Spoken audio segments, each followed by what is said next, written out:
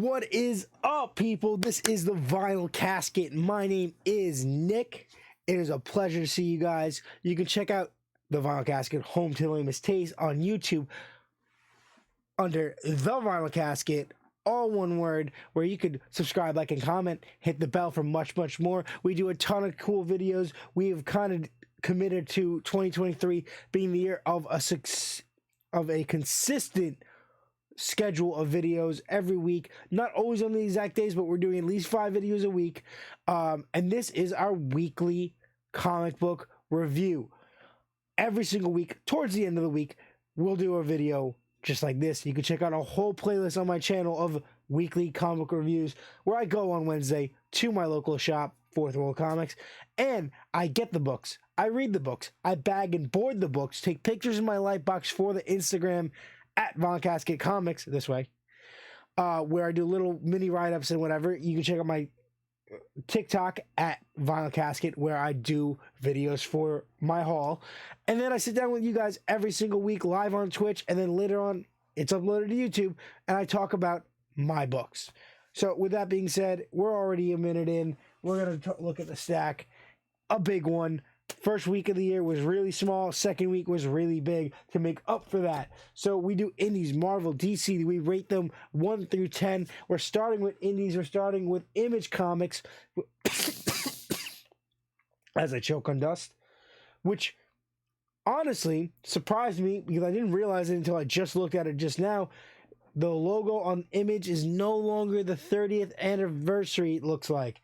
Which this past over a year, we've been getting the 30th anniversary of Image. We are back to the normal Image logo right there with Dead Lucky, The Dead Lucky, issue 5, with their variant cover for Spawn, which has been an awesome anniversary variant series. This series has finally built up. The first 2 issues were kind of weird for me, but we're on issue 5, and the last 3 issues have been pretty good. I wanted to say phenomenal, but I wouldn't say phenomenal.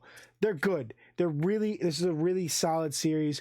Obviously, some of the themes and directions that they're going for aren't incredibly amazing for me, like not super relatable, and some people that should relate to them haven't really enjoyed them, being the whole post-military PTSD, survivor's guilt kind of thing.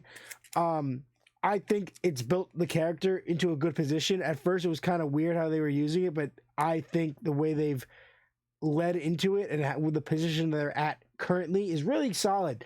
And I like the character's powers, and I like the situation they're in. I like how they have introduced a big protagonist from Radiant Red and Radiant Black into this, being that they're all set in the same universe, the Supermassiverse, being that there's now a character that has crossed over and kind of anti-heroed himself in line against this big corporation.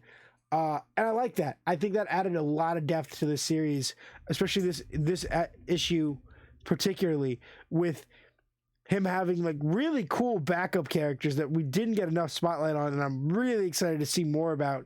That was really cool, and I hope they get reintroduced for Supermassive, because all these cool characters, all these cool powers are awesome. But Dead Lucky issue 5, we're gonna give it a 7.5 out of 10. This was a solid week in my opinion. So we're leading into our next indie, which is from Boom Studios. This is issue 28 of Something Is Killing the Children.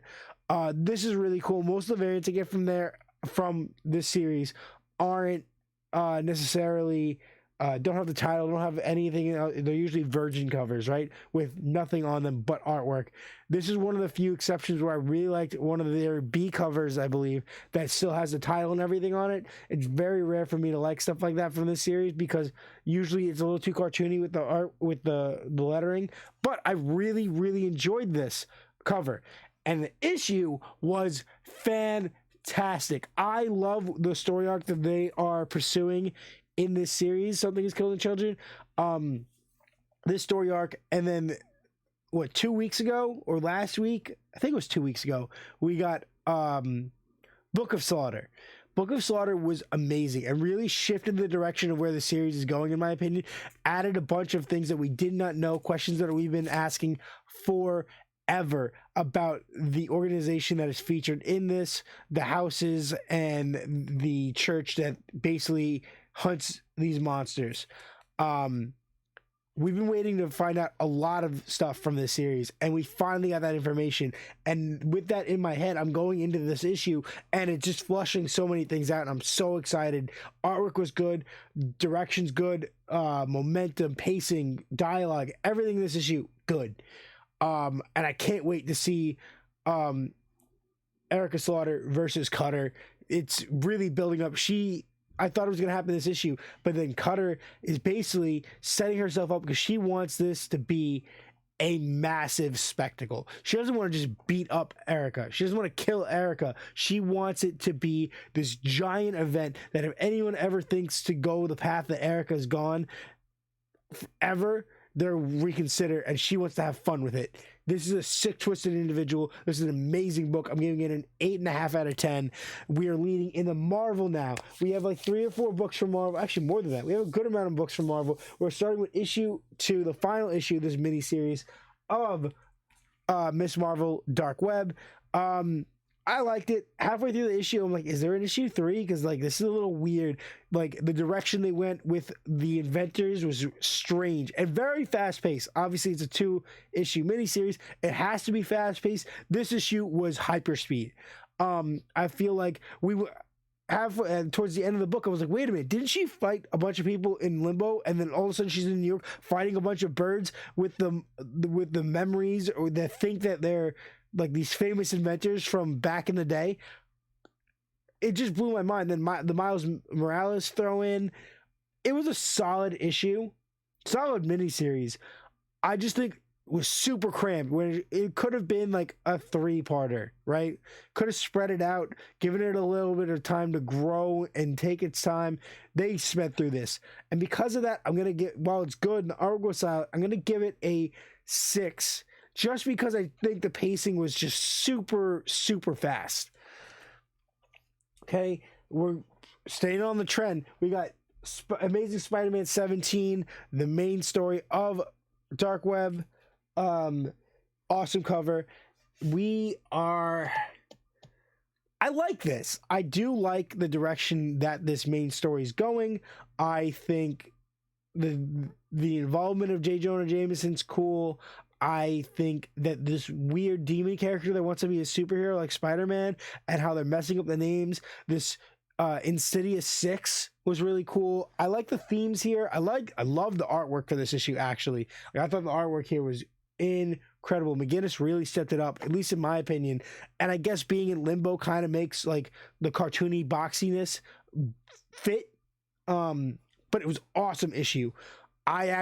This like was a turning point for me with this whole event. I'm actually kind of set. I've enjoyed what we've done so far. I really enjoyed the direction that we're headed in this issue. They could screw it up. They probably will screw it up, but it was solid for me. I'm going to give it a 7 out of 10. I'm super excited to see Rec Rap. That's his name. Rec Rap in the next issue. It's Parker reversed, and then they put a hyphen in the middle.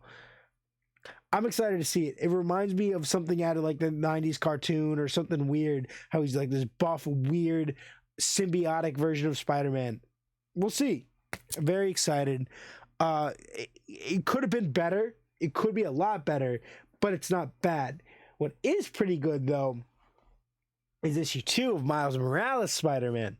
Yes, Spider-Man. Yeah, we get it. That's kind of where I lean in Marvel. Used to be X-Men, now it's all Spider-Man. Issue 2, Scorpion.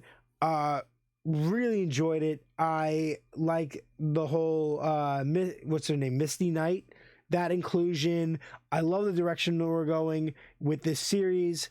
I really enjoyed the artwork here. I don't like that they're kind of forcing a lot of conflict with Miles and his friends, but whatever.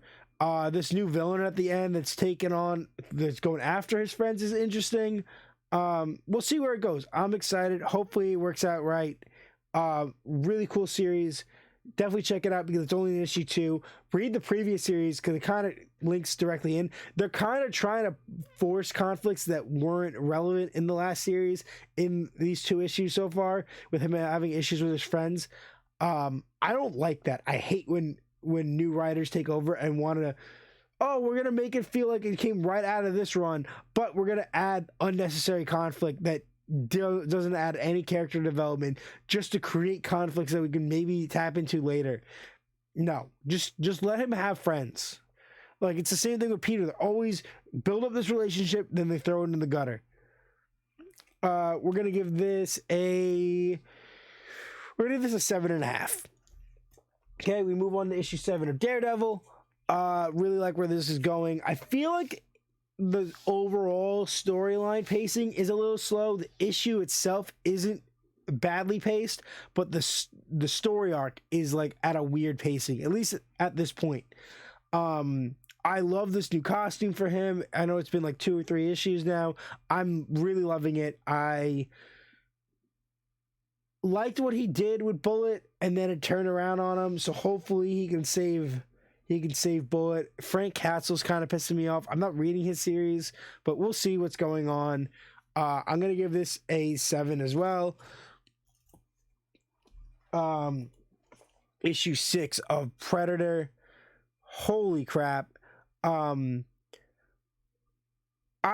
I think this is the end of this series, right? This is the first series of Predator, 6-issue miniseries. Then they're renumbering it with another miniseries, I think in like a week or 2, maybe even a month. But this finished off the first series of Predator under Marvel Comics, and I really, really enjoyed it, right? This is a variant cover, by the way, and it was fun. It was, I like this character. I like how she finally accomplished what she was doing, that she took out the Predator that killed her parents. She was smart. She was clever. She was able to outsmart 27 Predators now. And now they're after her, and she's going after them still. Really cool. I hope we see her again. Maybe not in the next arc, but the arc after that, I would love to have like whatever characters that come out of the next arc, I would love them have the mix with her. I know the next arc is supposed to be kind of themed with predators, how like there's a hunting planet. We'll see how that goes. This is a really good series. I suggest picking it up in trade. Easy pickup in my opinion. We're gonna give this an 8 out of 10. Easy. Moving on to the last Marvel book of the week. We have issue 19. Super cool variant cover. This is a not reference, a homage cover for Moon Knight. David Nakayama DNA knocked it out of the park with this. Really cool. Like, if you see the cover that this is referencing and then you see his artwork and these new characters, you'll be like, oh, this is so cool. Awesome cover. Really enjoy this. Awesome issue. Every issue from Moon Knight is awesome. 19 awesome issues. I don't think there's been a sleeper, like a sucker issue at all. This is just good. It's just good writing. It's good story building. It's action packed. It's dark. It's moody. It's clever. It's interesting. The dialogue is there. Zodiac is like an interesting villain to bring back, like from earlier in the run. We got Zodiac back. Now that he knows the soldier isn't dead, he's kind of freaking out. Bringing in that lawyer was interesting. I'm liking this. I'm liking the build-up. I can't wait to see what direction they go. I like the revelation that the Fists of Khonshu aren't forever. Like, every time they get resurrected, they lose a part of their brain until they break down, and then they can't be resurrected anymore, and then they lose it, right? That was cool because they were like, if you can get resurrected, why are there thousands of fists? Why are there only 2 fists? Very interesting. Enjoyed it. I'm giving it a 8.5 out of 10. Moving on to DC. Final company this week. We have 3 issues? 3 issues. So let's get straight into it with issue 3 of Wildcats. I love this. I love this series. I love what they're doing with it. What is Rosenberg? I met him for when issue 1 got released and got several of them signed by him. Super cool dude who's super passionate about um, Wildcats and the whole that whole slew of Wildstorm characters that got bought out from Image. He loves it. I love it. Grifter's awesome. Mr. Majestic. All these references, right? We get this whole second team. Seeing Pike take on Grifter, then Grifter getting suspended, and then needing Grifter, so they call on Grifter. Really cool. Really good artwork. Segovia, super clean artwork in this. I love the series. I can't wait to see the direction that they continue. I hope it lasts forever. I love Wildcats. I love this. I'm going to give it a 8 out of 10. Easy, little biased, but whatever. We move on to issue 4 of Batman Incorporated. Dang, this series is cool. If you want a Batman series that packs a punch with tons of characters, it never gets boring. There's an ongoing story that laces throughout the entire series and the previous side stories involving this Batman Incorporated team. This is it. This series is great. We're only 4 issues in, and this has been crazy. I know that there was a Batman annual that ties into this whole series. There was a couple Batman side stories that tie into it, backup stories. And with all that information, you got to kind of read it before you hop into issue 1. And then those 4 issue series so far has been incredible. With all these characters that are tied back to Batman and Batman's teachers and Ghostmaker, Clown Hunter, all these new characters that were created through Lex Luthor trying to create his own team of Batman. Very, very cool storyline, and this is just a really cool point in the story. This is where things just got really, really good. I don't want to spoil it for anyone. I know it says spoilers, but this is not a spoiler issue. This is a good series that I doubt anyone's reading enough of. Check it out. I'm giving it a 8.5 out of 10. Easy. We're moving on to the last issue of the week, which is probably my favorite issue of the week. For a lot of reasons. So we're going to talk about issue 790 of The Flash. So this is the variant cardstock cover, really sick cover. This is being written by Adams with Cruz on artwork, a whole bunch of guys helping them out with lettering and coloring and inks and stuff. Really, really, really solid issue. This is part 1 of the 1 Minute War. This leads in to the event book and the tie-ins. I'm so excited. This issue was a complete setup, right? It from start to finish, it was used to set up the start of this story arc, of this event, of this plot line. And they did an incredible job of doing that. So a lot of key things really factored into me enjoying this. First off, was the paper stock quality in this issue was different than anything else this week. That might just be my opinion, but usually the issues have like a thicker, glossy, computerized feel. DC more paper-like than Marvel, but this felt like I bought a 90s issue up in the dollar bin section.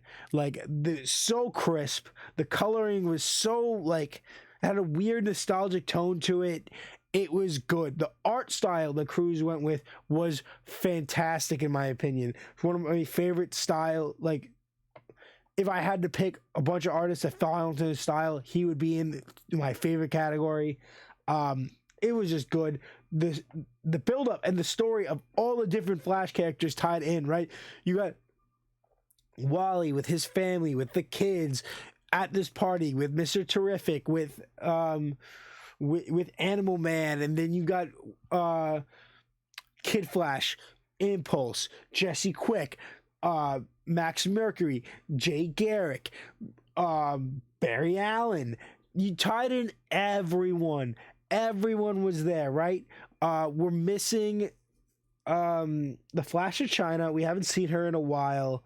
And I believe that's all the Flash characters that are currently in continuity, right? I believe. I could be wrong, but I believe that's everyone. World kind of went frozen in time. Big pillar hit the floor, set up a wall. They're trying to take over Earth. Super sick. I hope this somehow ties into the wrestling issue. I hope we get those wrestlers back. The only thing that I could possibly want from this series is somehow bringing back, because right now we don't have a Reverse Flash, right? We have no Reverse Flash. There is no Reverse Flash enemy. We solved that problem earlier on. We cured Eobard Thawne, right? And I believe in the previous run, not the same run because it's same numbering sequence, but earlier on in this volume of Flash, I believe that we solved Professor Zoom as well. So I don't think there's a Reverse Flash unless you bring back a really cool idea, bringing back what's his name, the New 52 Reverse Flash, which is related to Wally and Wallace. That would be cool. But the one thing I want out of this, more than anything, out of this mini event, is, I don't think it's a full Flash out DC Universe event. I think it's just an internal Flash story arc. I really, really, really want Godspeed back. I don't think it was fair to get rid of him the way they did. I was okay with watching him die, but I thought he would have been back by now. I thought they would have found a way to bring him back because they were really building him up, and then they just snapped his neck. So I would really, really enjoy if this could bring back Godspeed. That would be my dying wish in this series. Just bring back Godspeed. You have all these Speed characters. Bring him back. He comes back. He sees all the Flash characters are back. He feels like he doesn't fit on the side anymore. Now that Barry is in the main Flash, he feels like kind of betrayed. He turns on them. He's kind of an anti-hero. Like, he still wants to do good, but he doesn't feel like he fits in the Flash family now that Wally is main Flash and not Barry. I'd be set. I would love it. This is a 8.5 issue. My pick of the week, if I didn't tease it already, quickly running down, Something is Killing the Children is going to be my number 2. Followed by Moon Knight as my number 3. Number 4 would be Batman Incorporated. And then number 5 is going to be Predator. And that is my top 5, as I've been doing every week since the weekly roundup ended. Thank you guys for checking out the channel at The Vinyl Casket on YouTube, all one word. Let me know in the comments, what did you pick up? What did you like? What are you reading? What do you want to read? What do you want me to read? What should I check out? All sorts of stuff. Anything you want to say in the comments, let me know. Check out my Instagram at Vinyl Casket Comics, where I will be talking a little bit more about each of these issues. And remember to subscribe, like, and comment. Hit the bell for much, much more. Do me a massive favor. I need you to stay lame.